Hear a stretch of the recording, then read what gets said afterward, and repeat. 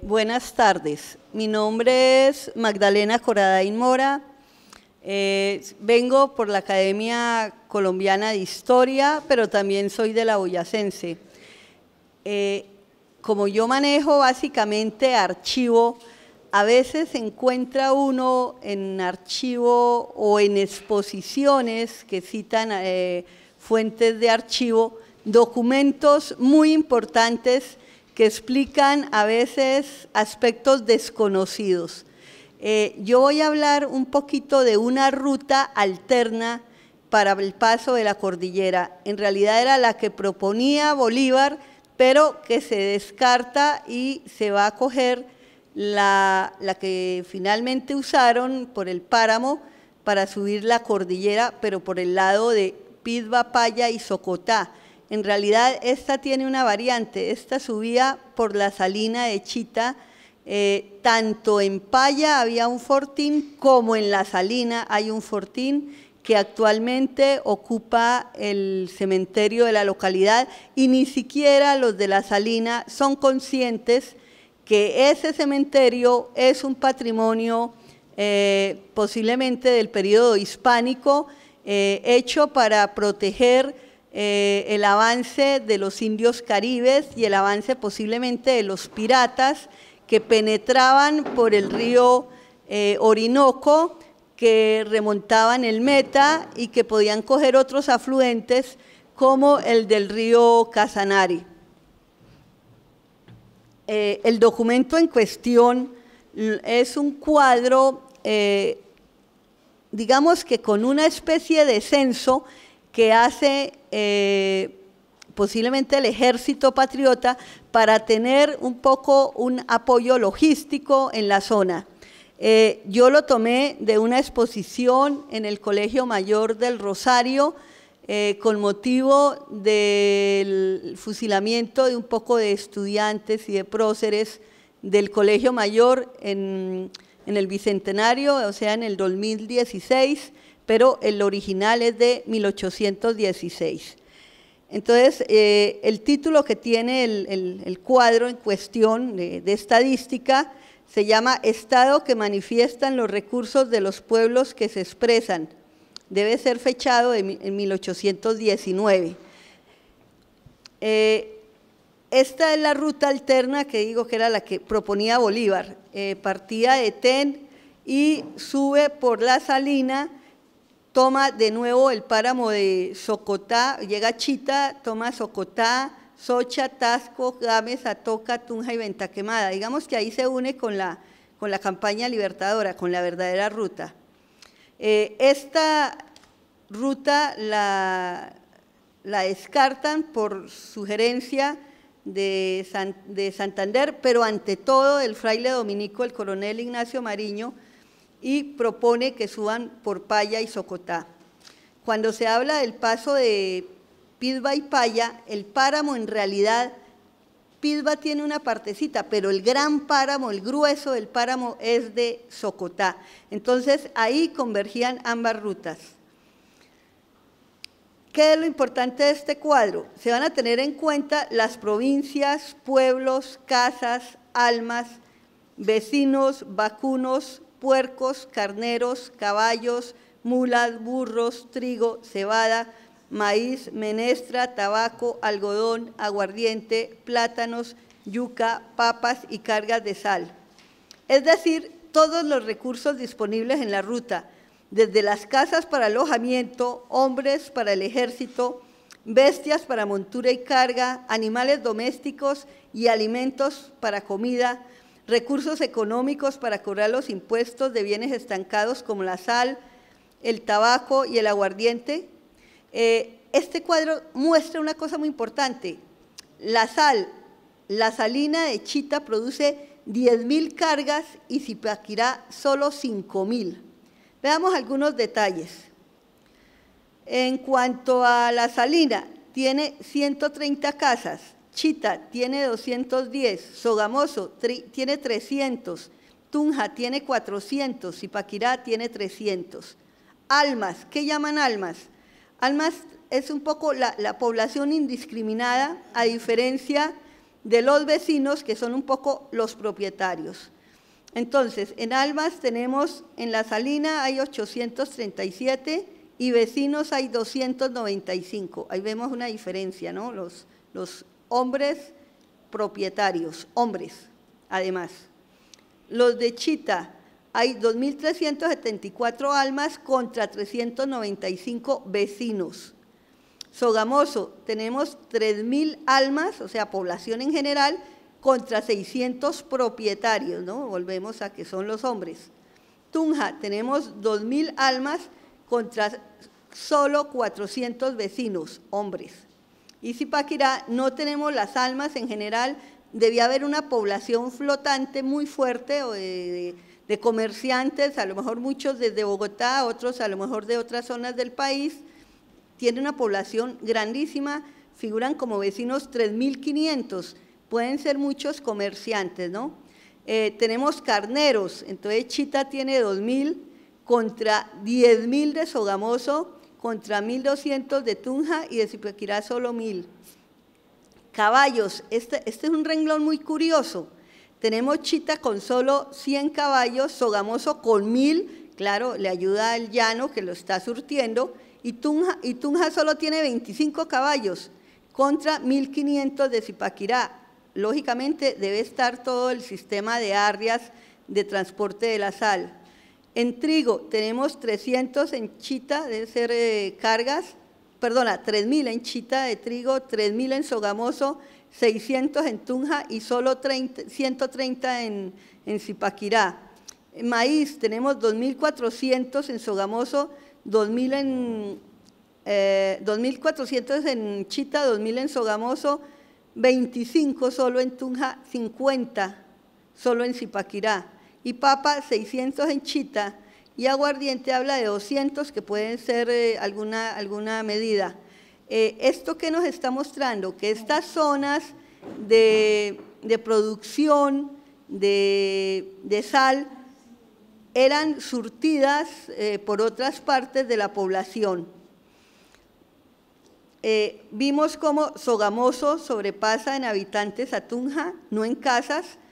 Sogamoso como puerta del llano, más su zona de influencia maneja mucha población y recursos como las bestias y los carneros, cuya lana se emplea en hacer cobijas en todos los pueblos circunvecinos del altiplano. Entonces ahí vemos cómo los recursos del altiplano, curiosamente Sogamoso es muy importante, son los que van a respaldar a Bolívar con los caballos, con las mantas, con la comida en el paso de la cordillera.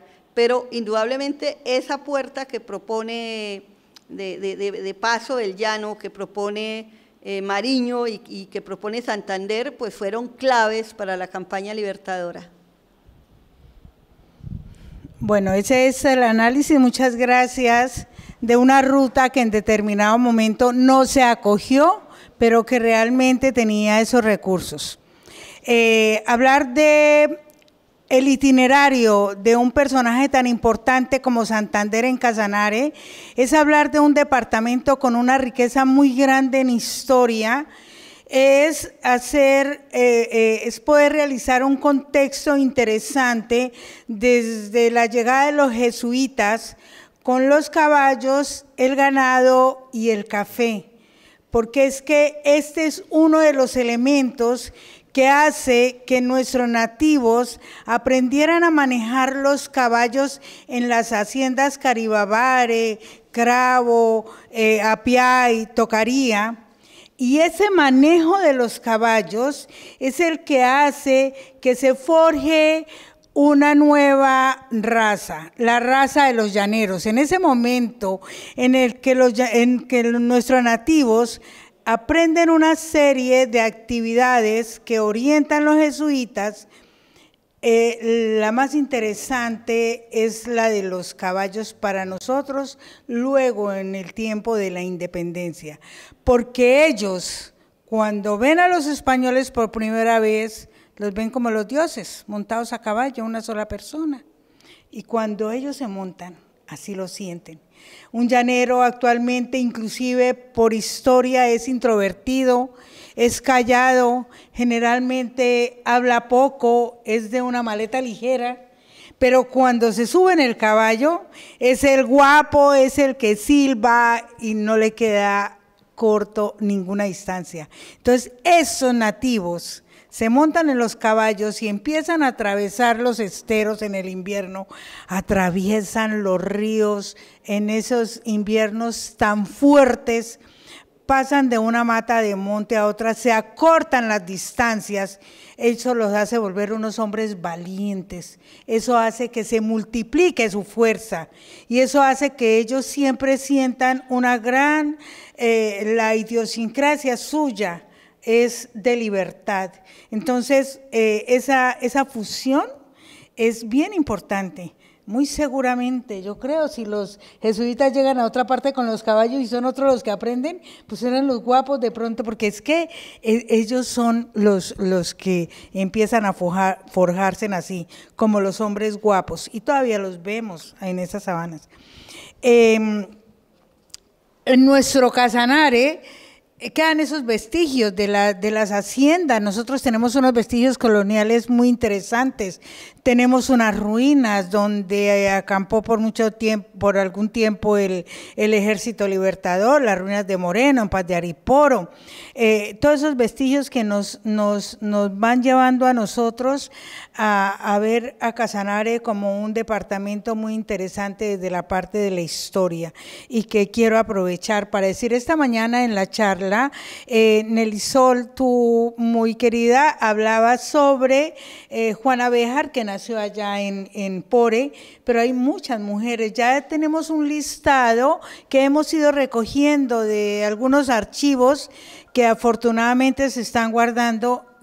Qué difícil, los archivos más antiguos se han guardado. En cambio, los del siglo pasado no los encontramos, se han perdido, pero hemos encontrado en las iglesias, especialmente en la de Nunchía y en la notaría de Yopal, nombres de mujeres que participaron en la parte de la independencia, y así nosotros tenemos entonces la primera sargento del ejército reconocida por Santander, por Bolívar, que fue con sus familiares militares también, participó de todas las batallas y volvió nuevamente a Pori. Entonces, eso es muy interesante. Allá nosotros también tenemos nuestra pola que se llama Presentación Buena Hora. Bueno, tenemos nuestra representante de la parte indígena, Justa Estepa. Entonces, el Casanare tiene una riqueza histórica que no solamente fue protagonista en la parte de la independencia, sino desde antes de la colonia, y actualmente se están manejando ciertas situaciones que lo hacen bien interesante. Hablar de Santander, entonces, es hablar de nuestra historia.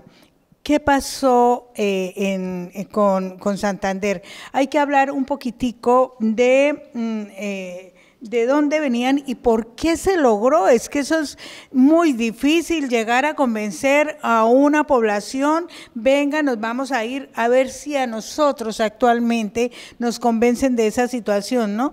Dejemos nuestras comodidades, dejemos nuestros celulares, dejemos nuestro carro y vámonos a ver qué pasa por Colombia. No, muy difícil. Dejar la familia, dejar nuestras cosas para irnos. Pero miran, la gente, ellos lo organizaron. Esa idiosincrasia de los llaneros viene desde 1781, cuando en la Revolución de los Comuneros viene Javier Mendoza y se autoproclama gobernador de la provincia de Casanare y le dice a todos, vamos, nos unimos a los comuneros. Él ofrece a la revolución, su gente se organiza, pero cuando firman las capitulaciones, los de Casanare no la firmaron, se devolvieron, pero igual ellos proclaman a su rey, a Tupac Amaru como su rey. O sea, Casanare generalmente se ha mantenido un poco independiente y se mantuvo por mucho tiempo desde esa época, por eso ellos cuando pasa lo de la Revolución de Quito también en 1809, entonces hay unos jóvenes, José María Rosillo, Vicente Cadena, Carlos Salgar, ellos quieren enviar unas armas a Quito, los descubren, los persiguen y ellos dicen, aquí la única forma de salvaguardarnos es, nos vamos para Casanare, allá está la gente, nos ayudan y nos salvan, pero igual, al siguiente año los cogen, son apresados, los decapitan, sus cabezas las hacen llegar a Santa Fe, Bogotá, y bueno, eso es como una muestra para que la gente se aplaque un poco y se dice, si siguen haciendo esto, vea lo que les puede pasar. En el 20 de julio, con esa oportunidad tan importante que tuvo la gente, al menos de salir, de hablar, de organizarse, los de Casanare no les llegó ni siquiera la oportunidad y no gritaron ¡Viva el Rey! En Casanare no se gritó eso, ¿no? No se gritó ¡Viva el Rey!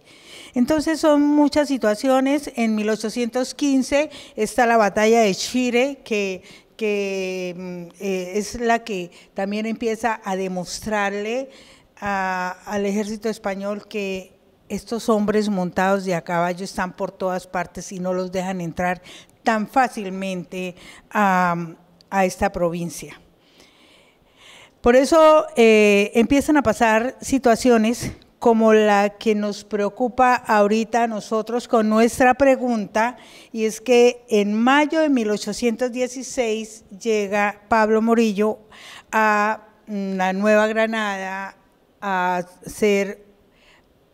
volver a imponer, a hacer la reconquista. Esa parte, entonces, está como presidente Fernández Madrid, y él trata de agrupar, organiza un decreto, y entonces nombra a Manuel de Roergas y Servies como comandante y jefe del ejército, y a Francisco de Paula Santander, entonces, como segundo comandante. Pero realmente el presidente lo que quiere es visualizar qué tantas fuerzas tiene y cómo llegar a un acuerdo con Morillo para que no sigan como que no haya esas guerras tan cruentas, o en caso dado ir y colocar su puesto de mando central en Popayán para buscar la ayuda de aquellos que están luchando en el sur de la Nueva Granada. Eso lo conocen estos dos comandantes militares, dicen, no estamos de acuerdo, presidente, no lo hagamos, en vez de irnos para Popayán, vámonos para el Casanare, vámonos, y colocamos allá nuestro sitio de mando. Entonces, hablan con todos los altos mandos, y Santander y Servies dicen, los convencimos, y entonces organizan su ejército y empiezan la marcha. Pero cuando están cerca de Santa Fe, en su primera parada, organizando el ejército, llega un encomendero del presidente y les cuenta que él está autorizado para ir a hablar con Morillo y decirle que definitivamente el presidente sí va a llegar a un acuerdo con él. Entonces Santander y Servies se sienten como que están, aquí no hay nada que hacer con el presidente, nos toca independiente, organicémonos, y se levantan al otro día felices a organizar su gente y encuentran que la mayoría se han ido, desertaron, que los dejaron con poquito, y además se llevaron los caballos, se llevaron parte de los caballos, se fueron. Entonces ellos dicen, aquí hay que seguir, y es así como ellos continúan la marcha. Más o menos eso es el 4, 5 y 6 de mayo de 1816 que les pasa eso. El 6 de mayo,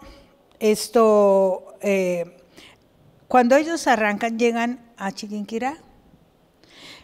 Uno de los aspectos más sensibles que que tenemos como persona es que la parte espiritual es con la que de pronto se llega al gran convencimiento, y entonces Santander y Serviet dicen que creen que uno de los aspectos importantes es que se lleven a la Virgen de Chiquinquirá, al cuadro que se tiene, que es además muy grande y pesado, llevémoslo porque así nosotros lo vamos llevando por todos los pueblos y la gente se va a unir.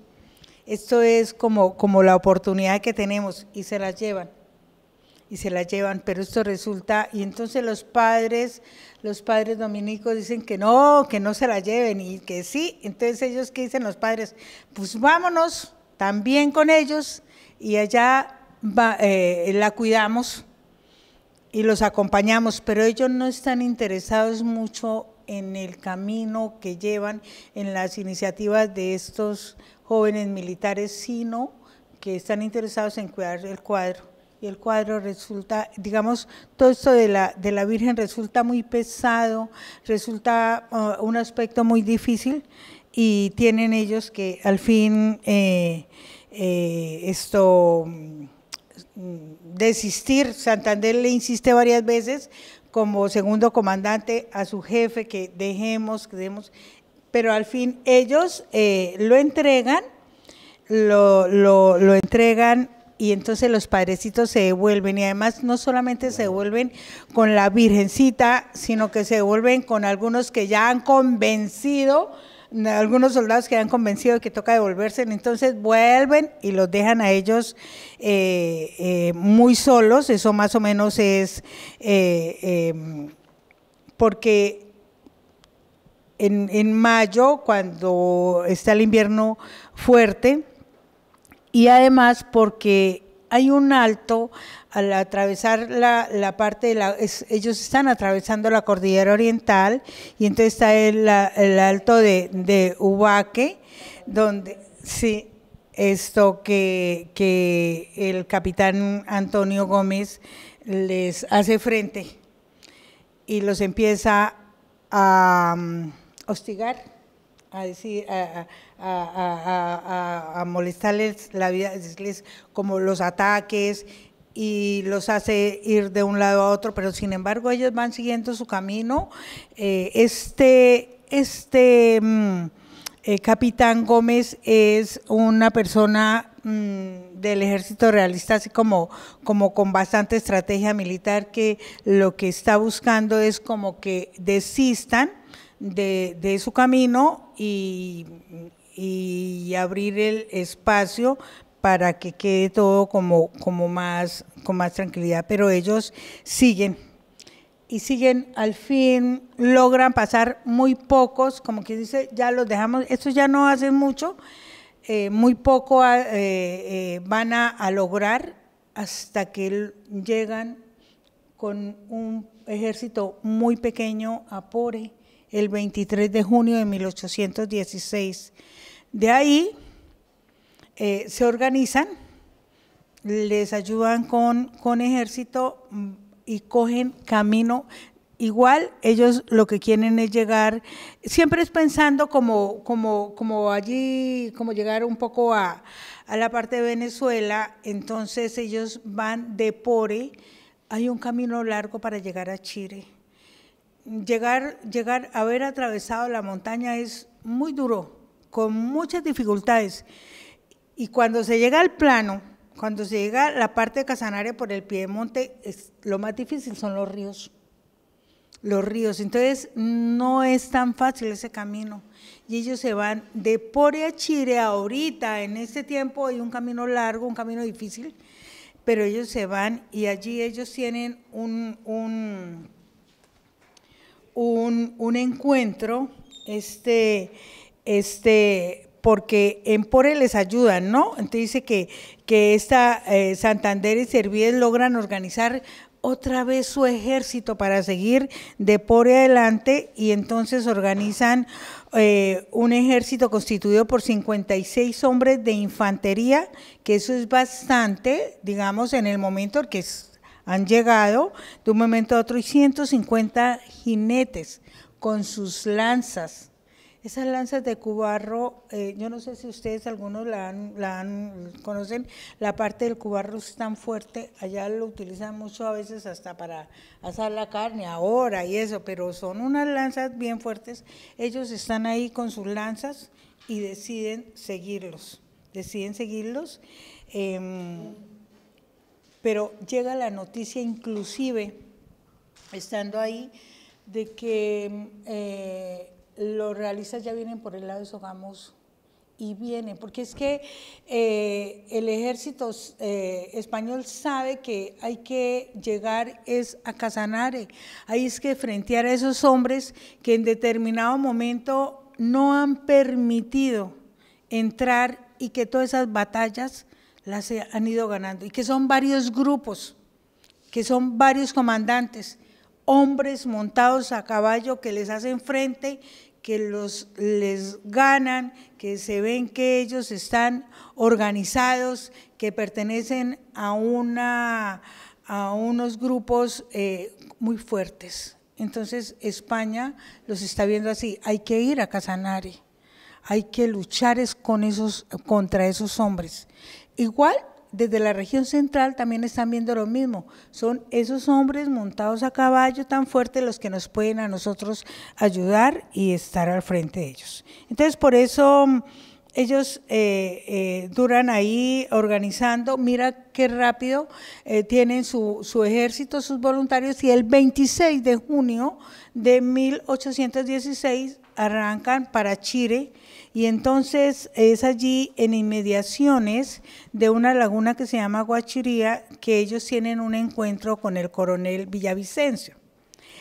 Pero es que este coronel, como Cervíes y Santander ya le han comunicado a Urdaneta que van para allá, Urdaneta se prepara para recibirlos, y lo que ellos no pensaban era encontrarse con algún ejército español. Entonces, sí, en inmediaciones de esa laguna viene, mientras que ellos llevan 150 hombres, viene Villavicencio con 500. Entonces eso es bien difícil, pero ellos le hacen frente, están ahí, pero Urdaneta llega, los ayuda y ganan ese encuentro. Villavicencio se va y ellos siguen su camino para Arauca. Esto es muy importante, que es cuando hay un encuentro de generales. Yo no sé si de mis compañeros alguno quisiera hablar de ese encuentro de generales el 16 de julio de 1816, o continúo y ahorita ustedes refuerzan un poquito, ¿sí? Bueno. ¿Qué pasa? Entonces va a Santander, va a Cervíes, ya va a Urdaneta y llegan el 16 de julio de 1816, llegan a Arauca. Eso es una coincidencia, o sea, ellos están buscando hacer alianzas y llegan allá, y allá entonces en Arauca está el coronel Valdés, le dicen el Negro. Es un reconocido hombre de inmenso valor, un gran aguerrido, un reconocedor de lo importante y de la fortaleza de los hombres que hay ahí en Casanare, de la gente, de los caballos, pero él está muy enfermo y en ese momento él está en Arauca buscando medicinas. Dice, ya que ustedes vienen para acá, reunámonos. Aquí nos tenemos que ayudar, porque es que esa alianza de Urdaneta, que es venezolano, de Santander, de Cervíes, que son neogranadinos, entonces ellos, eso les hace dar una visión, aquí nos debemos que organizar. Y esa idea la saca el coronel Valdés. Y entonces empieza a hacer las propuestas. Dice que hay que organizarnos. Valdés les propone la formación de una junta de guerras que coordine y armonice los planes de combate contra los realistas en las distintas regiones del llano. Esta magnífica iniciativa es acogida sin vacilación alguna, y es así como los asistentes deciden llevar a efecto una reunión en la que se va a estudiar y analizar cuál es esa organización. Y entonces empiezan estos generales, estos comandantes, estos coroneles a hablar de la situación y a ver los perfiles. El coronel Valdés propone en todo momento a Santander, pero Santander dice que no, que entonces que coloquemos mejor Urdaneta, entonces no, que Urdaneta tuvo algunos problemas que anteriores, que coloquemos a Servies, que también tuvo algunas situaciones difíciles, porque a quien se nombre es el encargado de convencer a todos estos comandantes que están de manera independiente y que de pronto no aceptan y tienen, por ejemplo, ese perfil de Ramón Nonato Pérez que que es muy difícil y que muy seguramente no se va a adaptar con ninguno. Entonces, le siguen insistiendo y Santander sigue diciendo que no, que difícil, que por acá, y al fin lo convencen y le dicen que sí, y cuando él retoma y analiza y acepta ser el comandante de esa organización, empieza a organizar su fuerza. Y entonces es así como esa visión que tiene, igual es de un acuerdo. Santander sabe que ellos que lo han colocado ahí, también ellos en determinado momento se pueden reunir y le pueden decir que no. Y ese temor, sin embargo, él empieza a hacerlo de la mejor manera, y es cuando empiezan los problemas con Páez, porque Páez llega, le dice que bueno, que él es el comandante, entonces que vamos a trabajar, pero luego es cuando lo invita a la reunión y frente al mismo ejército de algunos que ya como que no están de acuerdo, porque el problema que hay, ¿no?, entre Venezuela, entre los venezolanos, los neogranadinos, entonces que no está de acuerdo. Santander inclusive dice que cuando siente, eso es como que aparece, él siente que están dispuestos a desconocer la autoridad que le han confiado, y además tiene otro contexto a nivel más amplio, que el coronel Serrano, que antes quiere llevarse su puesto para Popayán y no acepta lo de Casanare. Sin embargo, en ese tiempo también le dice a la gente, oye, organicémonos. Entonces, esa idea inclusive le ha llegado a Ramón Nonato, y él por eso dice que él está dispuesto a ayudar. Entonces, con ese nombramiento que le hacen a Santander en 1816 empiezan las diferencias entre Santander y Páez, porque Páez sabe que en determinado momento él puede volver a coger, él puede ser el comandante, y entonces digamos que le dicen que no, frente a las tropas, le dicen que él ya no es el comandante, y Páez de manera muy diplomática lo convence. Sin embargo, hay un hecho que se recalca mucho en la historia, dice que Santander dice que prefiero que con esta espada se me quite la vida antes de conseguir que se me ultraje. Él se siente mucho de que él está haciendo las cosas bien, de que él tomó muy en serio el nombramiento que le hace la Junta de Generales allá en Arauca, y de un momento a otro ya se la van a quitar. Entonces, como que esos 2 meses no han sido mucho, pero él ha tratado de organizar a la gente. Esta es una etapa muy difícil. Santander se siente opacado, siente que él no está haciendo mucho, y por eso, aunque 1817 es un año con muchísimas, digamos, encuentros y situaciones que hacen que se visualice a Casanare y el alcance de la victoria muy rápido, para Santander no le es mucho, y entonces él más bien habla con Páez, porque él sigue, después de ser el comandante, entonces se va a ser el jefe de un escuadrón, y le dice a Páez que él más bien le pide, le solicita que le deje viajar en busca de Bolívar.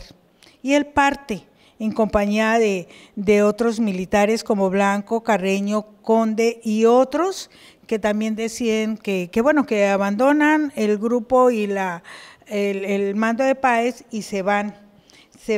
Y entonces sobre la marcha, en la búsqueda de Bolívar, es que ellos se entusiasman es con el proyecto que sigue insistiendo Santander, que dice que hay que organizar un ejército, ojalá con granadinos, y entonces el coronel Santander les sigue insistiendo, y todos estos militares, aunque van en busca de Bolívar, esa situación los impulsa para ellos seguir con ese sueño de hacer una organización. Y entonces es así como al siguiente año, en febrero, el 19 de febrero, se reúnen Santander y Bolívar en Angostura y su grupo, y es allí donde Bolívar, mira, Santander, qué problema con Venezuela, ¿no? Pero los mejores reconocimientos los hace Bolívar, y allá en Venezuela, en Angostura.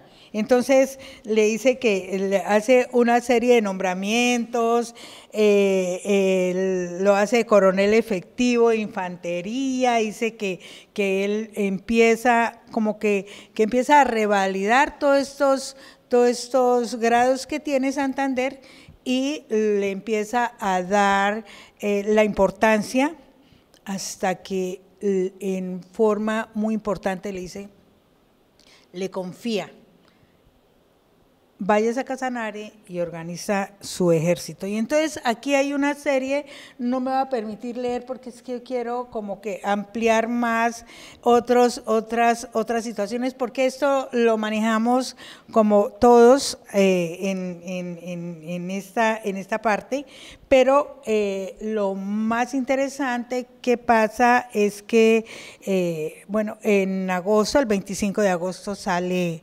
Santander para Casanare, llega a convencer. Una de las cosas más grandes que tiene Santander es convencer a estos capitanes y a estos comandantes de estos grupos pequeños de que se unan.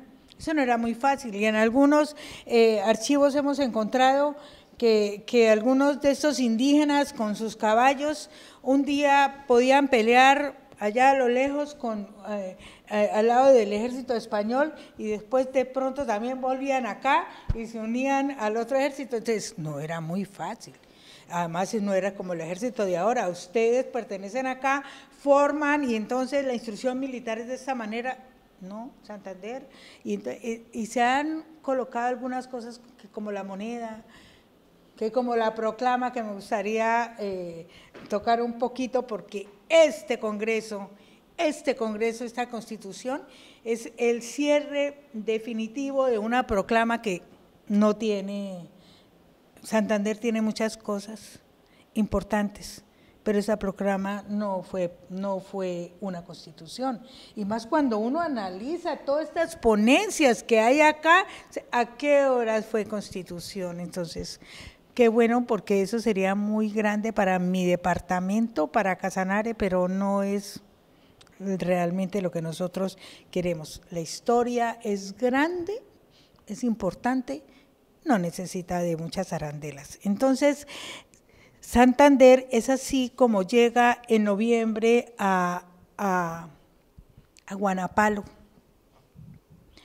Guanapalo, algunos no sé quiénes lo conocen, pero Guanapalo es uno de los sitios del llano que está desde allí, se puede visualizar a lo lejos y en las mañanas claritas la montaña, pero es el centro del llano, donde uno tiene una visión muy grande, y es allí. Guanapalo pertenecía en ese tiempo a Trinidad. Ahorita, con la división política y el desarrollo de los pueblos, pertenece a San Luis de Palenque, pero realmente desde allí se organizó esta parte del ejército. La gente entregó sus ganados, sus caballos, sus gentes para esto. Luego, y desde ahí que ya comienza la ruta, pero pues repetir la ruta, entonces San Empore, que eso ya todos lo tenemos acá. Yo quisiera más bien aportes de mis compañeros y de ustedes para consolidar esa parte del itinerario que es tan importante, pero no es tanto como decir hoy estuvo, mañana, sino todos estos alcances que se lograron con unos hombres con tanta capacidad, con un hombre visionario que estuvo al frente y que para nosotros un respeto grande por todo lo que es la historia que tiene Santander. Bueno, muchas gracias a la intervención de la doctora Nubia Castillo, que nos ha presentado su visión desde la perspectiva de la importancia del territorio del Casanare. A continuación, el doctor Javier Ocampo, presidente de la Academia de Historia de Boyacá, boyacense de Historia, y académico honorario de la Academia Colombiana de Historia, doctor Ocampo. Muchas gracias. Bien. ¿No? Sí, sentado. Me gusta un poquito.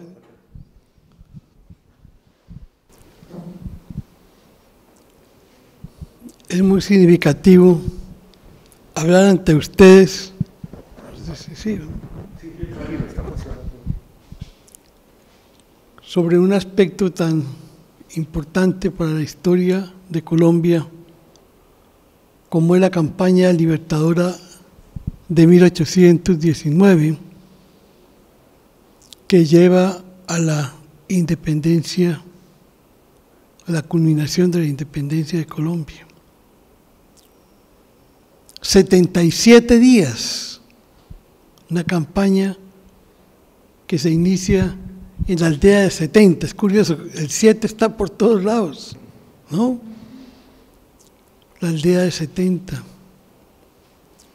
ahí donde se inicia el Libertador, comienza con su ejército para entrar a Casanare y en Tame unirse al ejército que tiene Francisco de Paula Santander, ahí donde se unen los dos ejércitos, Venezuela con Bolívar y Santander con el ejército, 3.500 soldados. Y es de importancia esa trayectoria que hacen por Casanare, todos los llanos orientales, con muchas lluvias, pantanos, que fue difícil, pero atravesaron los llanos orientales para subir los Andes, el cruce de los Andes, que fue 4 días subiendo con todas esas montañas y llegar hasta el páramo de Pisba, que ese páramo de Pisba que todavía yo lo conocí, mucho frío, realmente es impresionante llegar al páramo de Pisba, cruzar los Andes y ya seguir la campaña libertadora, siguiendo toda esa línea grandiosa para llegar a ese lugar tan significativo para la historia de Colombia como es el pantano de Vargas. El 25 de julio de 1819 llega al pantano de Vargas para hacer la batalla más difícil más difícil en toda la historia de la campaña libertadora. Fueron 800 muertos, 500 españoles y 300 patriotas. Fue una batalla realmente que se enfrentaron los patriotas con los realistas y fue sumamente difícil. Se pensaba que iban a ganar los realistas, pero se recuerda al coronel Rondón, Juan José Rondón, con los 14 lanceros, ¿no? Que es un aspecto tan bello y tan significativo, que con los 14 lanceros, prácticamente con sus lanzas, destrozan a muchos españoles y prácticamente son los que llevan al ejército patriota para ese triunfo del Pantano de Vargas. Los lanceros del Pantano de Vargas que dieron base para este triunfo. Después se continúa la lucha porque los españoles se toman la zona de Paipa hasta Duitama, para luego piensan viajar a Bogotá directamente para Barreiro, unirse con el virrey Sámano, las tropas del virrey Sámano, y hacer un gran ejército para enfrentarse al libertador Simón Bolívar.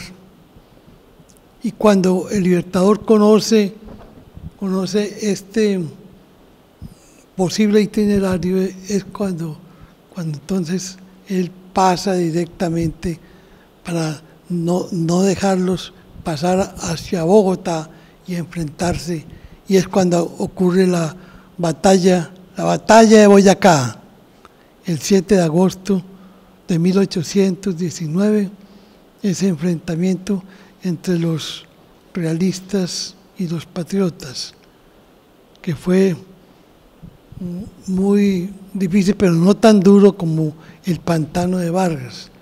Y en esta batalla, el triunfo patriota sobre Barreiro, sobre las tropas realistas, y es cuando ya el general Barreiro se entrega al ejército patriota. Es cuando ya entonces, con ese triunfo de la batalla del puente de Boyacá, el ejército ya va directamente hacia Bogotá, que es cuando ya viene el triunfo de la campaña libertadora, y en Bogotá es cuando le celebran y le hacen al libertador, le entregan la corona de laurel por ser el triunfador en ese gran itinerario de la campaña libertadora. Ello pues señala que la campaña libertadora que dio origen a Colombia, ahí se origina la República de Colombia, que después en diciembre Francisco Antonio Sea con todo el grupo patriota da origen a la República de Colombia, pero es con la campaña libertadora con la cual se da esta libertad, y por ello el libertador Simón Bolívar y el héroe de la batalla de Boyacá, que es Santander, Bolívar y Santander, son quienes realmente le dan la grandeza y el triunfo para el nacimiento de Colombia. Muchas gracias. Muchas gracias al doctor Javier Ocampo, que ha trazado, digamos, los momentos cruciales de la campaña libertadora que coronó sus acciones en el campo de Boyacá. A continuación, una corta intervención del doctor Pablo Fernando Pérez Riaño, de la Academia Colombiana de Historia, quien nos hablará sobre la senda libertadora y hace algunos planteamientos sobre su trazado y la perspectiva histórica del trazado de esa campaña. Tiene la palabra. Bueno, buenas tardes a todos. aquí me gustaría llamar un poquito la atención sobre algunos elementos que fueron tenidos en cuenta por las huestes libertadoras para tomar su decisión del trazado que iban a tomar. Este es un planteamiento nuevo y basado en los reconocimientos de campo y análisis de información,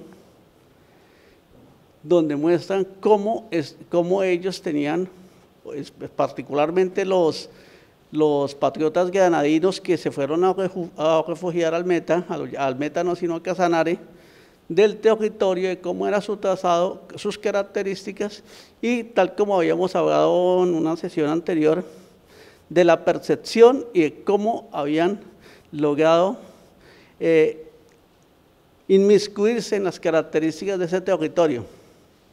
Entonces, Magdalena ya había comentado algo de las características, de todo este tipo de cosas, pero valdría la pena pues ampliar unos detalles más.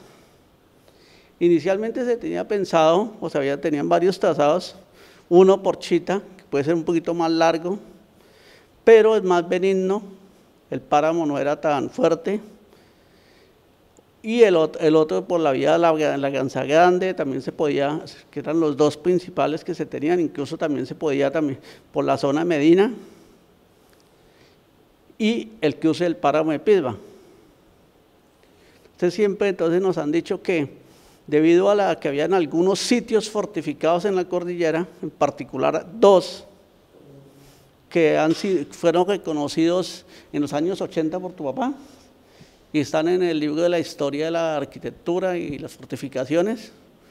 Tenemos dos fortificaciones, una en La Salina, que impedía el paso por ese sector, por cuanto por ahí el camino es muy estrecho, y con una guarnición de unos 200 hombres que tenían ahí en La Salina, más un fuerte de forma de estrella de 8 puntas, me parece, con un foso pequeño y ubicado en un sitio estratégico, es donde se controla el camino y se controla tanto el camino que viene del llano como el que sigue hacia Chita por cerca de Chinibaque, sitio muy importante mencionado en los documentos coloniales, y el otro sitio que estaba fortificado en la cordillera, que era Paya. También están documentados por Alberto Coradain. Nosotros hemos tenido la oportunidad de ir, fotografiarlos, verlos, pero hemos encontrado que ahí hay otros elementos importantes. Y también hemos obtenido información que nos permiten formular que estos fortines posiblemente fueron hechos entre finales de 1818 y mediados de 1819, es decir, ya para agosto ya estaban hechos, agosto de 1819, y esto basado en una comunicación donde se le solicita al virrey, algo así, que mande un ingeniero militar para fortificar algunos puntos en la cordillera. Es probable que sí está más hacia el sur otro sitio fortificado, no lo hemos identificado, pero es probable, hay indicios. Entonces, siempre para los españoles, para los patriotas, la idea era cruzar, y eso es lo que trato de sustentar en el trabajo que hice en el libro de Chita sobre la senda libertadora, y es que ellos pretendieron siempre llegar a una zona donde tuvieran los recursos suficientes para mantener una tropa que no sé, pues eran 3.000, 4.000 personas las que venían, pero que tenían que tener suficiente los recursos logísticos, alimentación, todo eso. Y esa zona está entre Socotá y Socha y Tasco. Entonces ellos no pudieron pasar por La Salina, dieron la vuelta por Paya. En Paya podían coger o hacia Pisba o hacia la Gansa Grande. Por la Gansa Grande era muy fácil, ya bajan abajo, pasan Badondo y están en Sogamoso. Pero por este sitio, llegar por ahí era llegar a una muerte casi segura, porque muy fácilmente desde Sogamoso podían enviar tropas y podían detenerlos totalmente en el páramo. Además, no tenían acceso a suficientes recursos. Entonces, ellos optaron por irse de Paya cogiendo la vía hacia Pisba. Entonces, si uno ve el emplazamiento del fortín de Paya, el famoso trincherón, encontramos o observamos con los análisis que hemos hecho que este estaba orientado más a proteger el camino hacia Pisba que a proteger el camino hacia Labranza Grande, empezando por algo muy básico. La distancia, el control visual desde el fortín de Paya a Río Payero, no hay un control visual y están muy lejos y está bien. En cambio, este otro sí está exactamente por donde ha ido y por donde escogía el camino que venía desde 1550, 1560, entre Paya y Pisba. Optaron por coger ese camino y al llegar a Pisba tienen dos opciones. Una, coger hacia el occidente, subir y bajar por la zona de Mongua y Gámeza, pasando cerca de las salinas de Mongua, que es el camino más corto y que tenía otra ventaja, que se asciende menos en la cordillera y el trayecto por el páramo en menos tiempo. Pero tiene un defecto muy grande. También, al igual de eso, desembocan prácticamente allá en Gámeza, en el cañón de Río Chicamocha, y ahí quedaban a merced de las huestes patriotas, de las huestes españolas, que con un regimiento muy pequeño podían controlar ese paso. Y la otra ruta era coger el camino antiguo, el mismo que utilizaba Juan Ortiz, encomendero de Coscativá, y en 1550, 1560 ya existía esa senda, y salir por la zona ya subí a ascender bien el páramo, que como lo dijo Magdalena, el páramo lo llaman de Pisba, pero pertenece más a Socotá, un pedazo a Chita, y bajar al sector de Quebradas. En ese sector, la desventaja principal es que tienen que subir a más de 3.600 metros, tienen que andar como 10 kilómetros más de páramo que por el otro sector, pero tienen una ventaja estratégica grandísima. Al bajar a la zona de Socotá y Quebradas, por ese sector van a encontrar la fuente de los recursos más importantes. En ese sector hay documentados más de 30, hablan de 50 molinos. Si hay 50 molinos, significa que hay una muy buena cantidad de trigo, comida, cantidades. De esos, actualmente, hay más o menos 6 molinos en funcionamiento.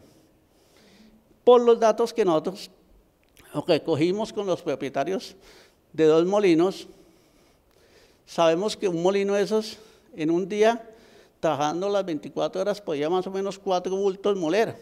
Eso depende del agua. Entonces, si sacamos la cuenta de esa, cuánto trigo y todo eso, podemos ver que podían mantener una tropa unos buenos días, porque allá estuvieron unos 10, 12 días en la zona entre Tasco y Socha. Porque la tropa o la vanguardia, que era compuesta más que todo por gente de reino, gente de la zona, ellos sí pasaron el páramo en muy poquito tiempo y tuvieron que quedarse esperando varios días a que llegaran los demás. Esto, que dicen que fue una estrategia muy bien planificada y que no la esperaban los españoles, no es tan cierto.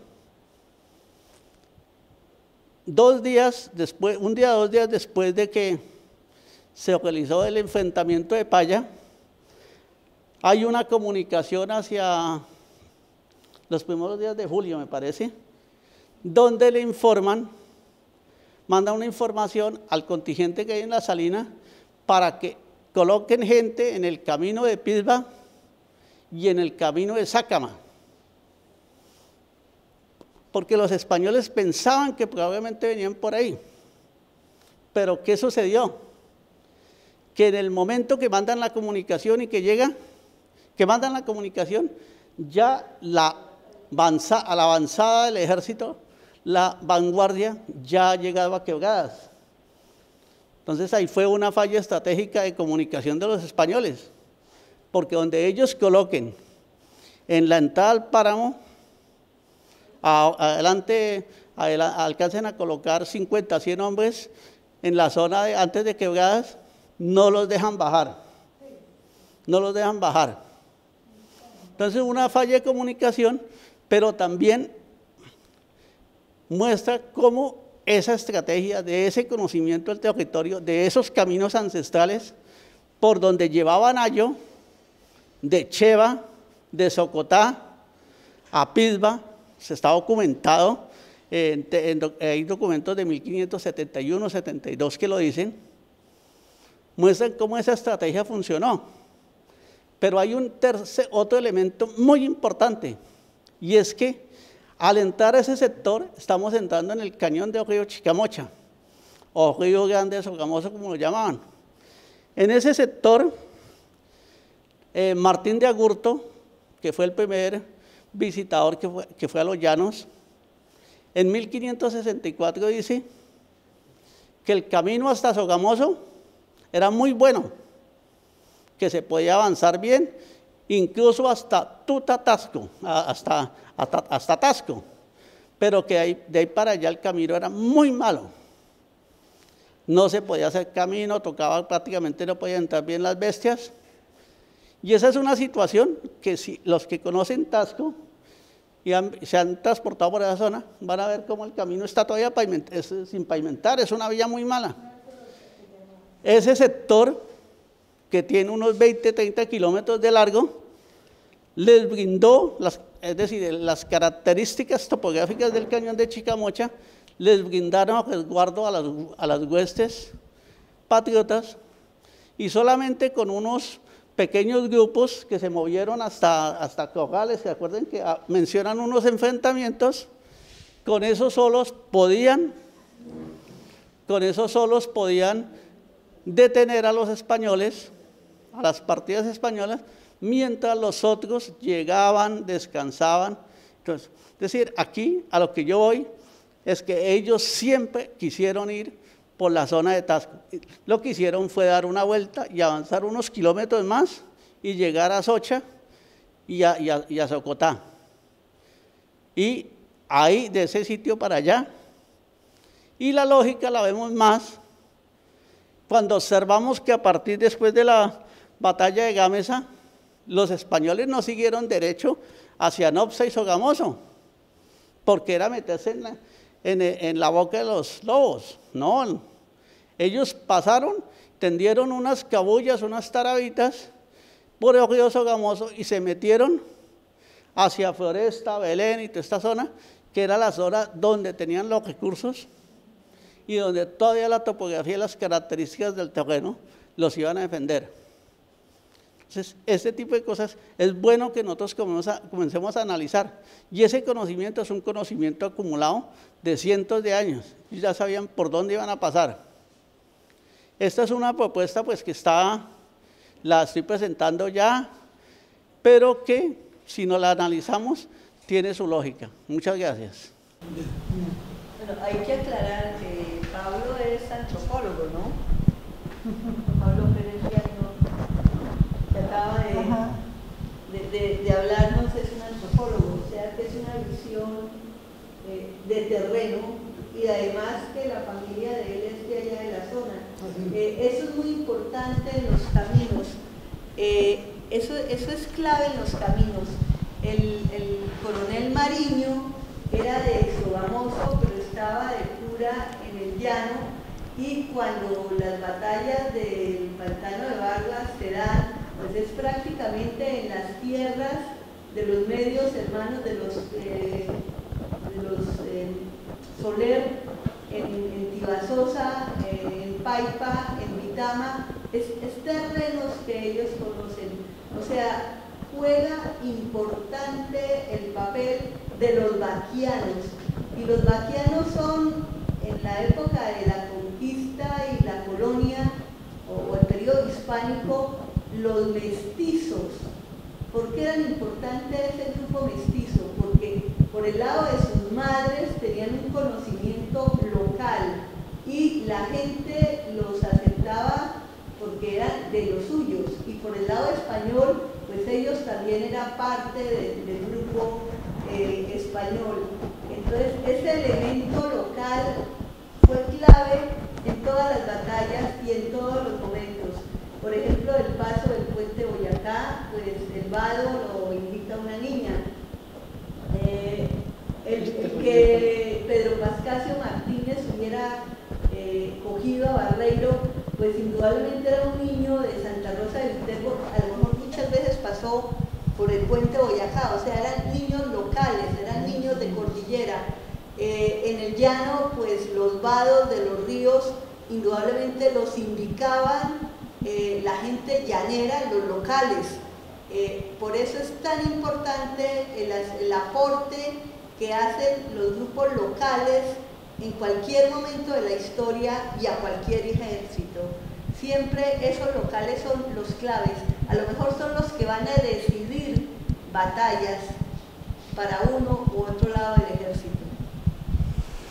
Inclusive quiero agregar algo que tiene que ver con la parte de los llanos, y es que realmente estos llaneros, estos hombres montados a caballo, ellos ya habían tenido la oportunidad de hacer unos grandes recorridos por las distancias, por no tener unos caminos definidos, ellos se mantenían siempre a la deriva, pero su conocimiento es el que más le ayudó a Santander a tomar algunas determinaciones en su organización y en la parte de la logística.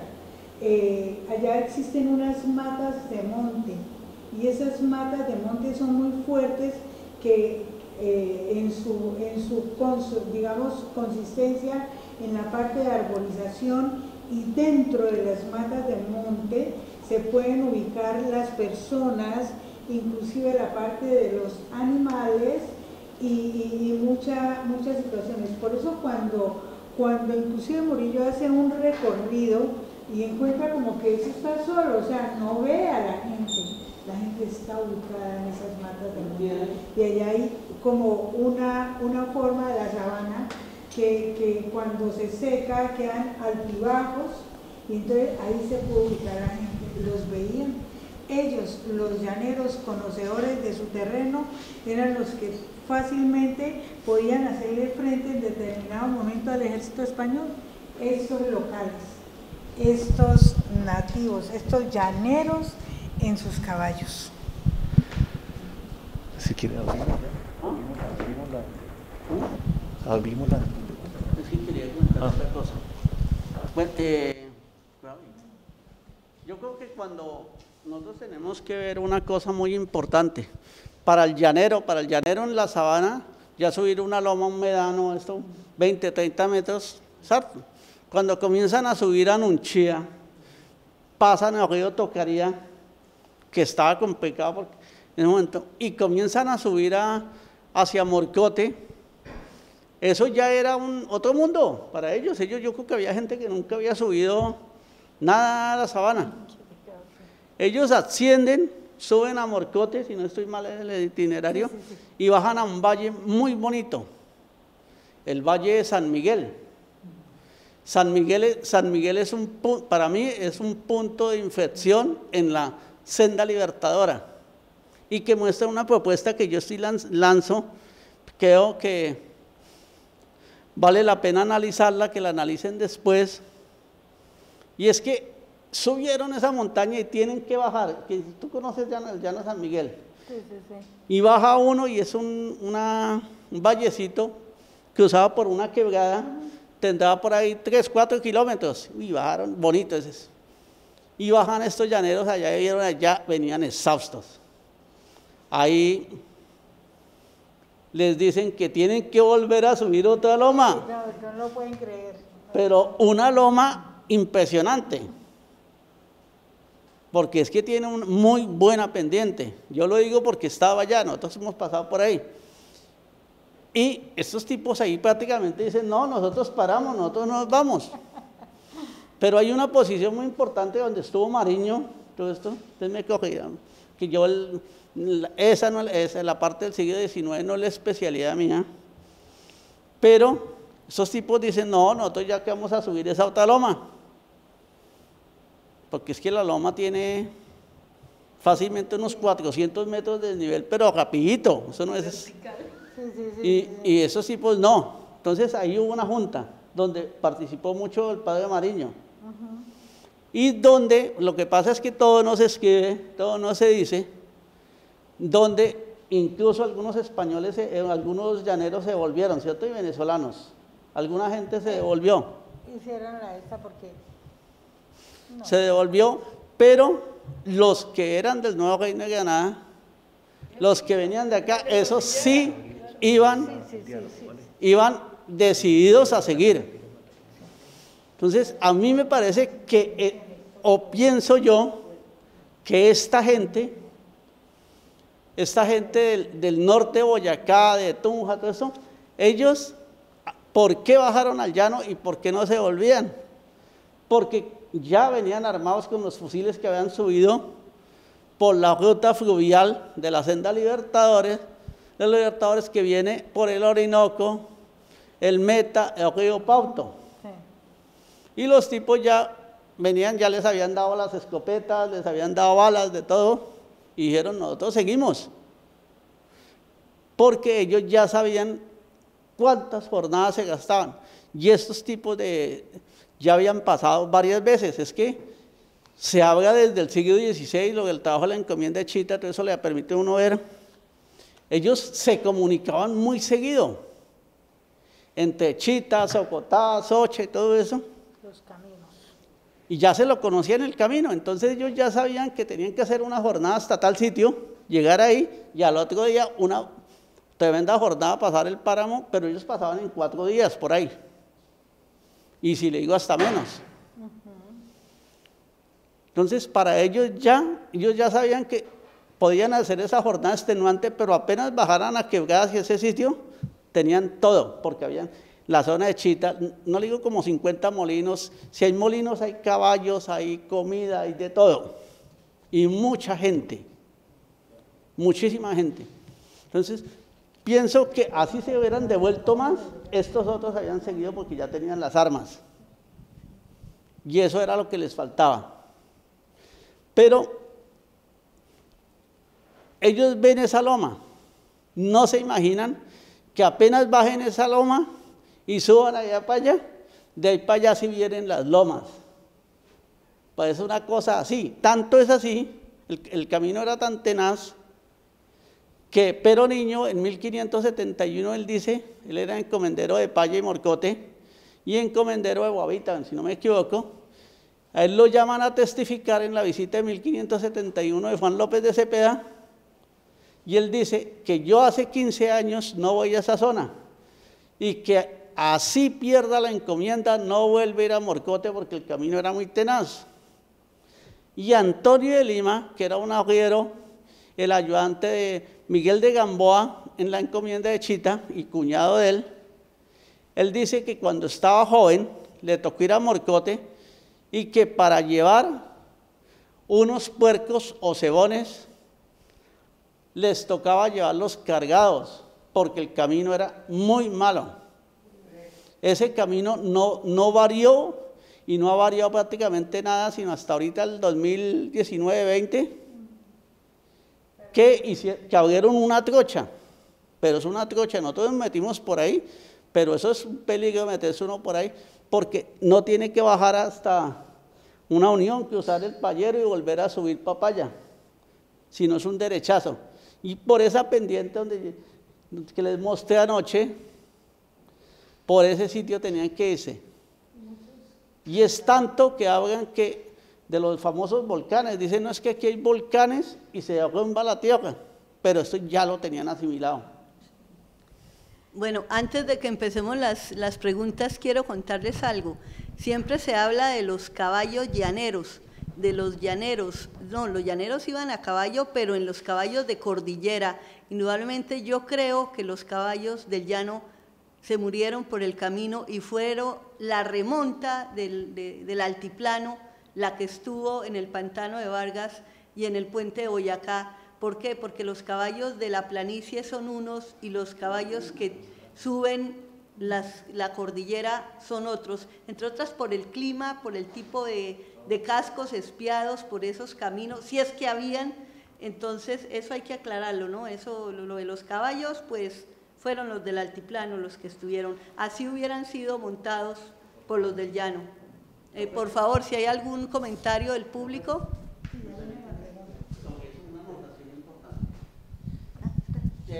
Voy a volver acordándome de los caballos, que esto es una cosa importante. Prácticamente caballos no pasaron, tuvieron que conseguirlos al otro lado. Entonces, en 1587, 1588, el capitán Antonio de Berrío, desde el Bagaguán a orillas del Orinoco, mandó unas instrucciones para la Real Audiencia, donde indicaba qué necesitaban para poder seguir la jornada. Y entre esas menciones, son unas instrucciones muy interesantes que están en el documento de Chita, pero hay una muy pertinente. Él dice, si van a traer caballos, tienen que traer caballos que no sean caballos regalados, es decir, finos, de paso, ni nada de eso, sino caballos de la zona, que porque ellos ya tienen experimentado, ya saben que esos otros no sirven. Entonces son datos interesantes. Incluso en esa época parece que eran muy pocos los caballos que bajaban hasta allá. Bueno, agradecemos mucho a los 4 expositores, que cada uno ha presentado una perspectiva interesante, y la última del doctor Pablo Fernando Pérez, que nos muestra que la ruta libertadora ya había sido transitada en épocas anteriores, desde el periodo de dominio hispánico, desde el siglo XVI, con datos interesantes que nos muestran y que nos dan luces sobre por qué finalmente se tomó la ruta que finalmente tomaron el Ejército Patriota. Entonces, siendo el espíritu de este evento que sea una mesa de diálogo entre todos los que nos convocan aquí, entonces abrimos las preguntas por si hay alguna inquietud, observación, comentario. ¿Hubo algún hecho que provocara que tomaran decisiones diferentes a las rutas que tenían planeadas? Me refiero, había una ruta planeada, pero por algún evento, por alguna presencia de las fuerzas realistas o por un hecho natural, se modificaron estas rutas. Sí. Indudablemente el cambio de esta de Chita, es que Chita era un problema. Chita se sacaba sal y como vemos, 10.000 cargas contra 5.000 de Zipaquirá, ¿no? La de Chita, la salina. Entonces está el Fortín, entonces esa ruta tenía que estar muy bien guardiada, entonces no iban a subir por ahí.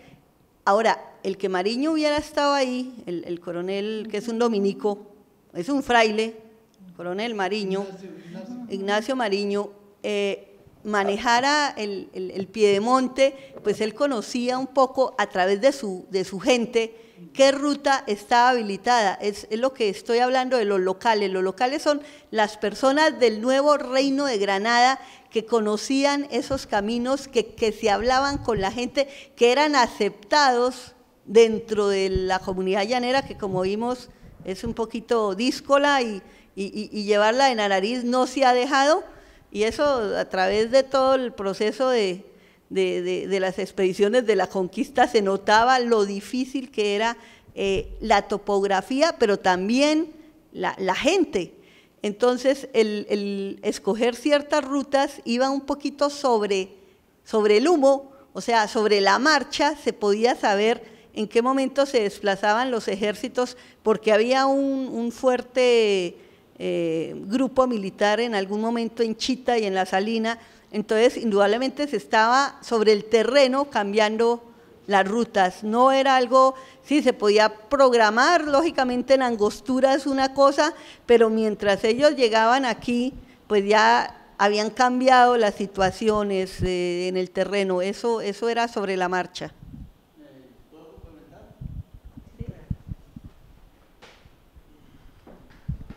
En las dos visitas que yo he hecho a la Salina, he podido documentar que el cañón de río Casanare, prácticamente hasta unos kilómetros arriba de la Salina, es totalmente cerrado, encajonado.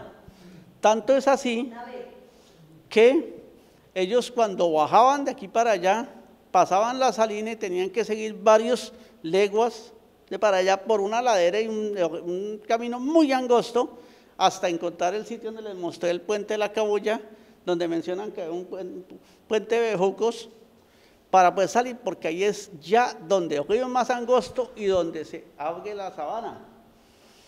Entonces, el fuerte en la Salina está en una loma, desde donde controlan fácilmente el camino, que era una senda muy angosta.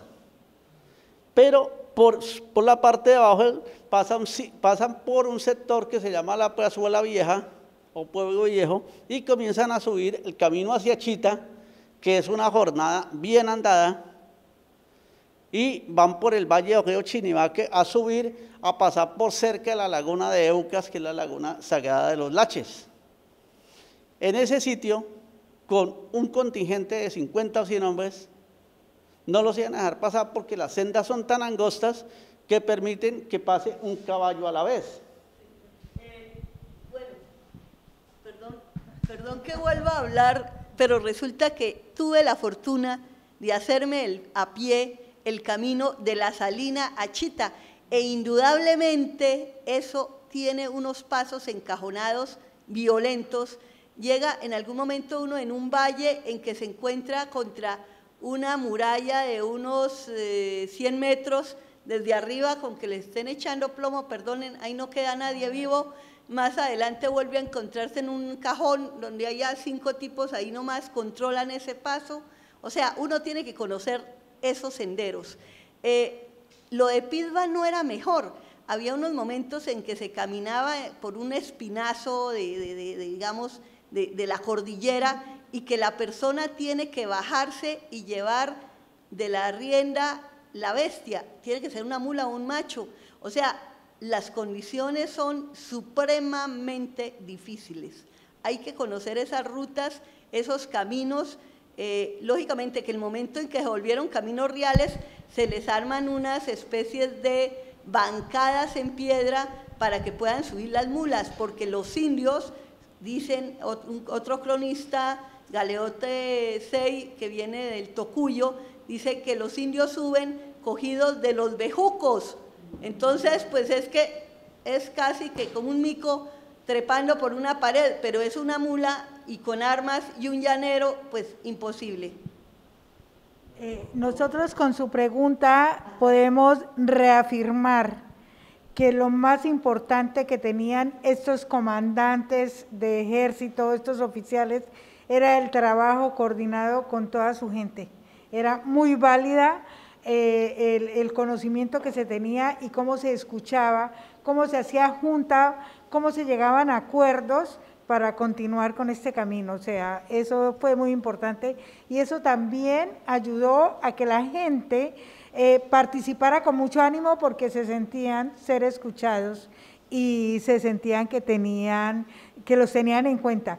Bolívar y Santander siempre los hicieron sentir así, porque estos llaneros, la mayoría eran indómitos. Entonces les decían, tranquilos, por donde ustedes digan, tranquilos, nos vamos, y allí. Y entonces eso hizo que todos siguiéramos el camino. Profesor Óscar Almario. Sí. Bueno, voy a introducir como un giro en la conversación que espero no los descoloque del centro de lo que están conversando. Alguna vez de visita en el Archivo General de la Nación, siendo Armando Martínez su director, le pregunté: Armando, se aprobó o no la Constitución de Pore. Su respuesta fue: la hemos buscado y no aparece. El constitucionalista Carlos Restrepo Piedrahita es de los primeros que, al investigar las primeras constituciones de Venezuela y de Colombia, y luego en las recopilaciones de las constituciones colombianas, cita directamente la que llama Declaración de Pore, que no es una constitución, aprobada en el 18. La importancia que yo le veo al tema es la siguiente. Claro, Casanare juega un papel puente, o sea, estoy hablando en términos geopolíticos y geoestratégicos, porque Casanare es quien va a conectar precisamente Venezuela con el nuevo reino. O sea, geoespacialmente Casanare está jugando un papel estratégico, aparte de que es la única provincia libre del territorio neogranadino. La cuestión de una constitución en Pore no era un asunto menor.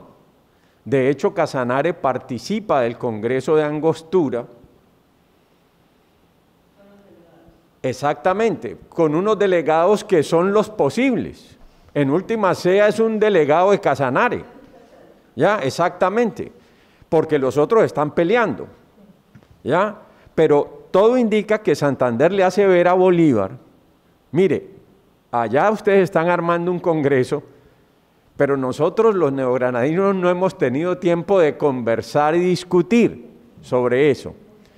Para mí, el hecho de si se ha aprobado una constitución o no, o más allá de si aparece lo que los abogados llaman una prueba reina, es decir, aquí está el cuerpo constitucional materialmente, es sobre todo la intención política. La intención política de Santander es hacerle ver a Bolívar de que es fundamental que Bolívar entienda que si los venezolanos discuten en un congreso, incluso la unión de los pueblos de Colombia y Venezuela, Colombia, por la situación de guerra y de control político-militar de los realistas, no ha tenido ocasión de deliberar porque están apabullados, solamente el Casanare resiste.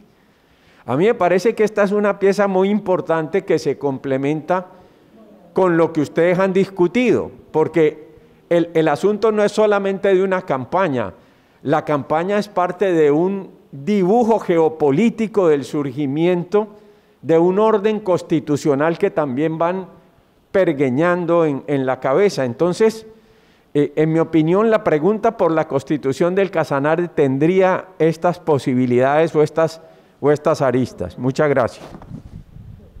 Doctor Almari, usted ha tocado un punto que, junto con el debate de Charalá, de si fue combate o batalla, asimismo el otro tema más candente que se ha registrado en estos tiempos de bicentenario y que aquí la doctora Nubia Castillo lo ha presenciado, es precisamente eso, y ella es la que tiene los elementos para poder contestar.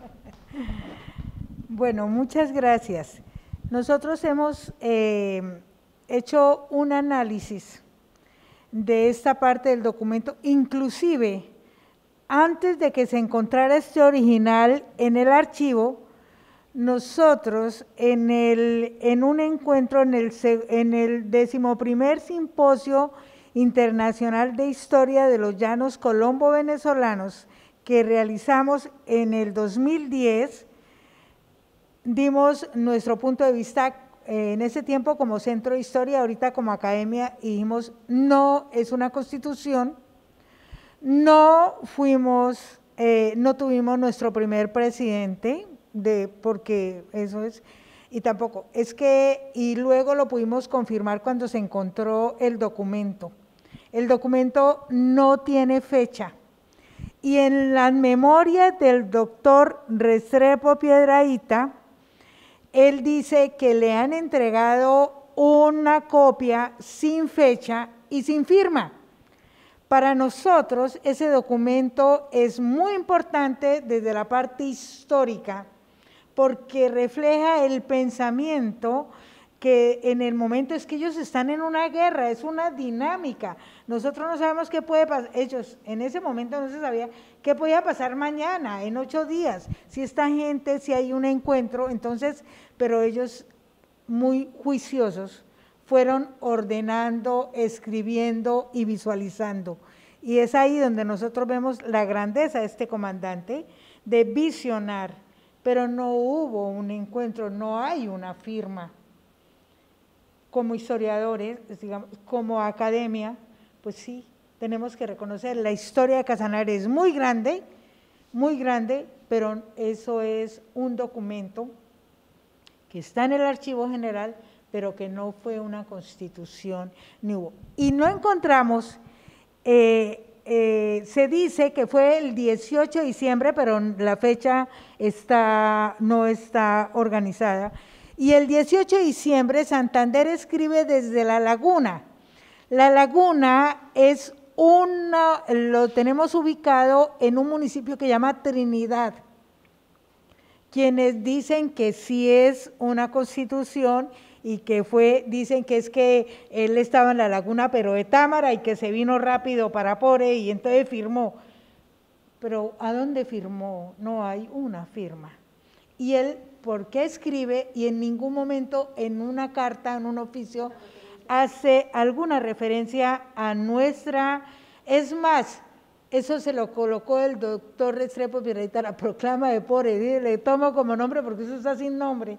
Entonces nosotros vemos que primero Santander no estuvo, segundo, a Juan Nepomuceno se le sigue dando como unas órdenes, él es gobernador y no quiere entregar su gobernación, entonces él le dice, bueno, está bien, pero sigue siendo, se nombra como comandante, y a partir del 18 de diciembre se le hacen a él unos comunicados como comandante del ejército, en ningún momento como presidente de la Nueva Granada. ¿Y a qué horas presidente de la Nueva Granada?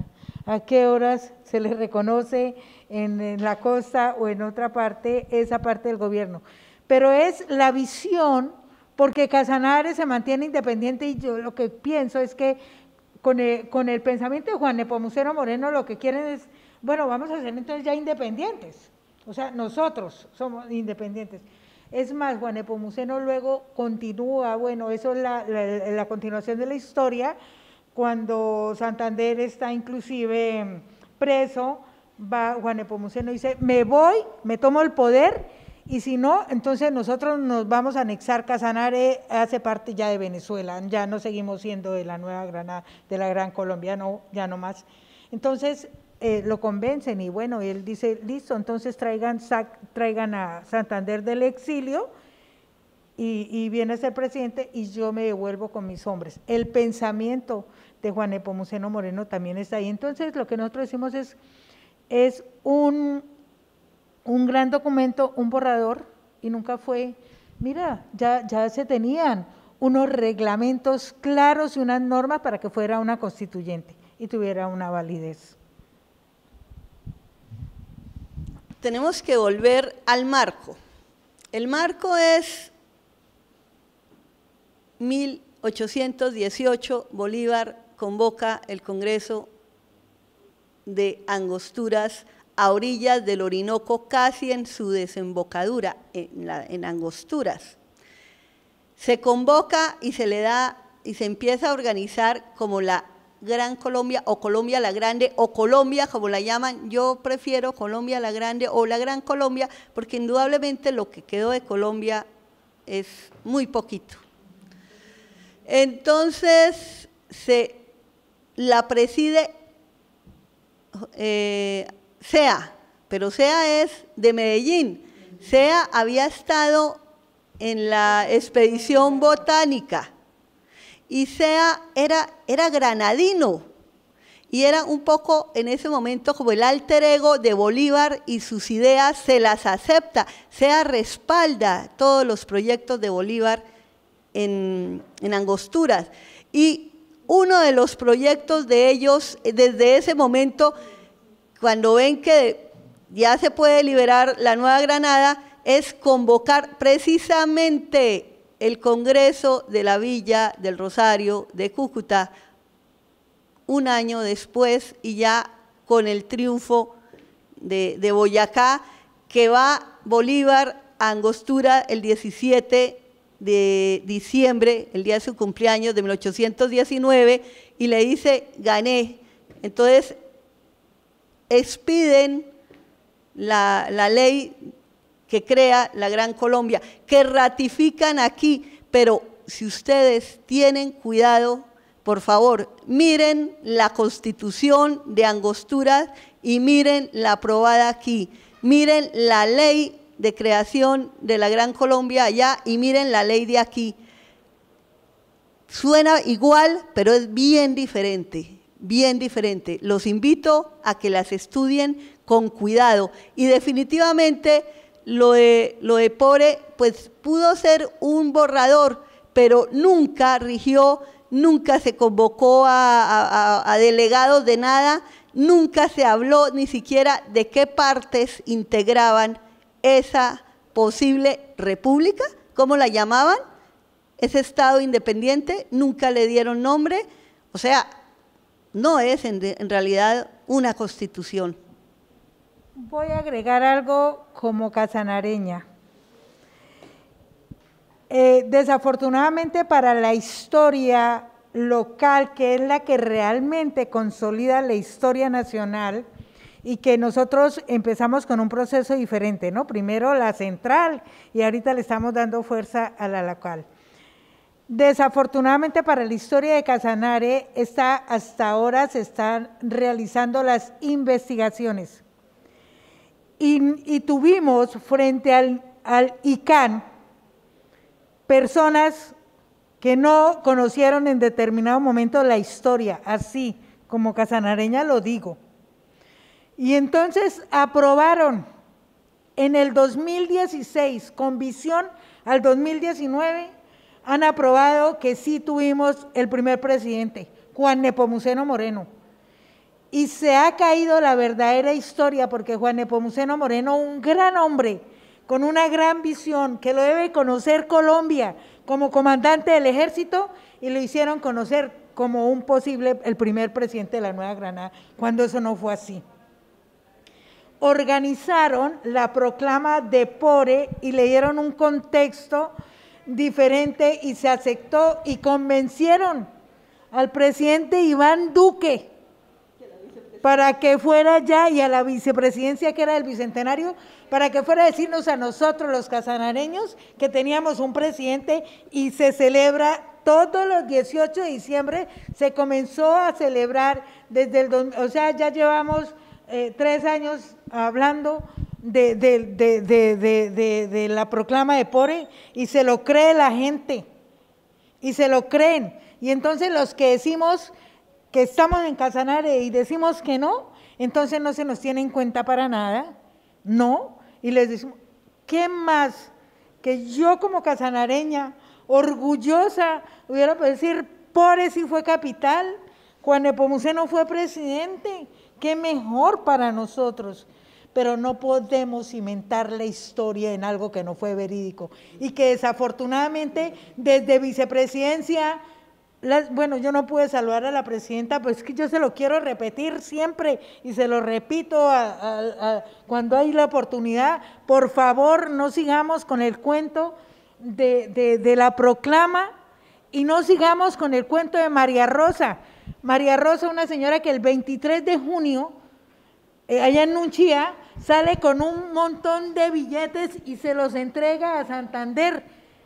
¿Y Santander para qué necesita billetes? ¿Y quién dijo que había mucha plata en efectivo en ese tiempo? O sea, y cuando Nunchía está recién quemado, porque la han quemado y están en unas ruinas, lo que ellos quieren es gente y caballitos y comida, pero tampoco tanta comida, porque es que ¿cómo pasan esa comida por el cerro? Ellos saben que tienen que llegar donde hay comida, porque no pueden cargar, pero eso no lo hacen creer, y no lo hacen creer las instituciones. Gracias porque hemos tenido siempre el respaldo de la Academia Colombiana de Historia, pero no lo tuvimos del ICANN, No lo tuvimos, ni de vicepresidencia encargados del Bicentenario. No lo tuvimos.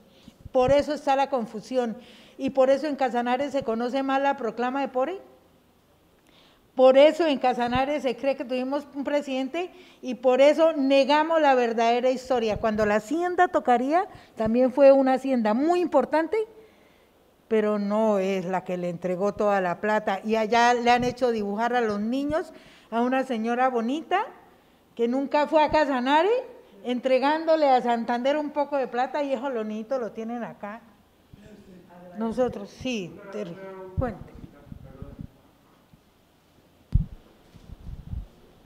No, yo entiendo el malestar que puede haber en Casanare y en cualquier discusión de que se inventen cosas que no están evidenciadas. Yo eso lo entiendo, o que el ICANN se equivocó, o que el presidente, no, mi discusión no tiene que ver ni con el ICANN ni con el señor Duque. La discusión mía es de lógica política. La lógica política que yo estoy pensando es muy importante hasta donde yo entiendo. Obviamente que me falta comprender mucho la historia todavía más del Casanare en todo este rompecabezas. Primero, no es tan descabellado porque estamos en un ambiente no solo republicano, sino en un ambiente de constituciones. O sea, no es tan descabellado pensar que en la cabeza de los que están combatiendo en Casanare, igual que Bolívar en Angostura, estuviera la idea de una constitución. Punto 1. Durante mucho tiempo, quienes hemos puesto algo de ojos y de trabajo histórico en el suroccidente, hablamos de que se había aprobado la Constitución de Popayán. Nunca se aprobó, pero sí se hizo un cuerpo constitucional, aunque nunca hubo colegio constituyente y hubo delegados, pero nunca se votó la Constitución. O sea, la historia siempre deja un margen a qué pasó o qué pudo no haber pasado. Pero más importante que esos detalles de si hay el documento, si se firmó o no, mi discusión es de lógica política. Y yo le doy aquí una importancia muy grande al general Santander y a quienes estaban con él, a pesar de ya todos los acuerdos que había, haber formado un corredor desde el Orinoco hasta el Casanare, todo eso que ustedes nos han contado muy bien, por eso me vine a esta mesa para ilustrarme. Pero hay una clave en Santander, que es decirle a Bolívar, oiga, todavía somos dos cuerpos diferentes. Por eso la convocatoria de este Congreso. Exactamente, y por eso... Claro, pero en ese juego hacia este Congreso lo que yo estoy diciendo es que el solo hecho de que Casanare hubiera discutido la posibilidad de una constitución es clave, es fundamental, porque es el espacio donde Santander le está diciendo a Bolívar, yo estoy de acuerdo que tenemos que tener una constitución, pero si nosotros no estamos representados en Angostura, ustedes no pueden aprobarnos cosas que nosotros no hemos discutido. Es más, ustedes saben que esto tiene una discusión historiográfica, no quiero tomar más tiempo, que la empezó el maestro Germán Arciniegas.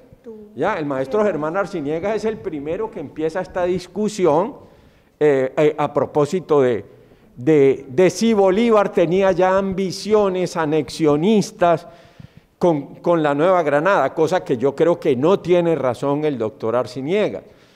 Bolívar no tenía ninguna ambición anexionista, pero está muy bien que Santander le hiciera ver, Bolívar, vamos a discutir y vamos a reunirnos en un congreso donde ustedes y nosotros deliberemos. Como dice la doctora Magdalena, eso explica por qué hay que convocar a Villa del Rosario. Por eso a mí me parece una pieza importante el tema de Casanare. No es solo la campaña, no es solo son las acciones militares.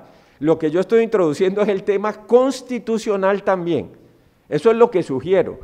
Y más allá de si se aprobó o no la Constitución, es darle valor al sentido de que la Constitución estuviera en el marco de ese debate. Eso es lo que yo sugiero. Con todo respeto, sí, claro. Y agradeciendo que me ha ilustrado mucho la mesa. Sí, maestro, mira, son 13 puntos bien interesantes. bien importantes, donde nosotros podemos visualizar el nivel, el pensamiento, la visión de estas personas, con una que ojalá, ya tenemos más de 200 años, la tuvieran los actuales líderes de Casanare. Ojalá, porque son unos puntos, una visión política bien estructurada, es corta, solo 3 puntos, 13 puntos, con párrafos muy cortos, pero que definitivamente hacen un aporte grande y me parece que es uno de los documentos más interesantes porque los demás son de guerra, los demás son de logística, los demás son lógica del momento, de lo que se tiene que llevar, pero eso que se llamó Proclama de Pore es la visión integral de unas personas que saben para dónde van con su lucha. Es que era eso, no es que nosotros nos vamos a quitar el yugo español, ¿no? Entonces ya no, es que ¿por qué es que nos lo vamos a quitar y para dónde vamos? ¿Qué vamos a hacer después? Es que eso es lo interesante. 2 punticos, no hay ningún otro documento que apoye, niegue, remita a este.